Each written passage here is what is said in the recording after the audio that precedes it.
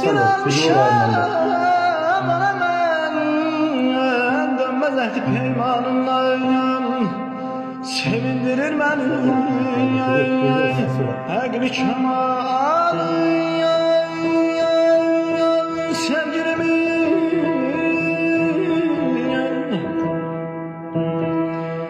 Ay qədəm qədəm gəzəsələr ziyası. Salam değerli dostlar. Bu oxuduğu canlı ifanı mən axırda verəcəm. Bu qardaşımızın adı Əli Həsənovdur. 2-ci kursda oxuyur. Almışam məlumat, yerimdə, Elobamda. Milli Konservatoriyada oxuyur. Əli Həsənov. Yəni səsində o qədər ahənglik, o qədər gözəllik var ki, baxan kimi mən dedim ki, bu qardaşın təhsili var. Yəni bu təhsilsiz deyil o. Allah qorusun, Əli səni, yerimsən, eli babamsan və Qarabağ torpağında yetişdirir. Yetişdirir belə sənətkarlar. Bizim gələcəyimiz üçün bu sənətkarlar yaxşıdır. Gələcək nəsil üçün. Çünki Əli Həsənov ötürəcək bu sənəti bizim gələcək nəsilə.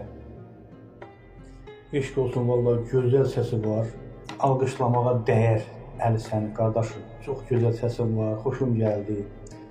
Allah səni qorusun. Çox səliqəli formada oxudur mahnını. Canlı oxuyur.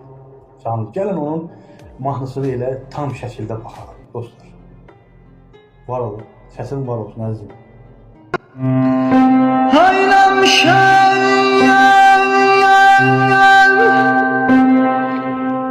bana mən dönməz eti peymanımla.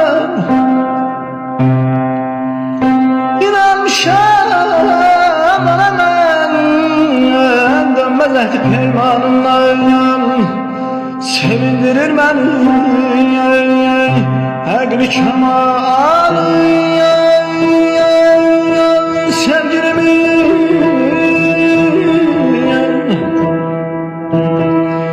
Ay qədəm qədəm gəzəsələr ziyasmana.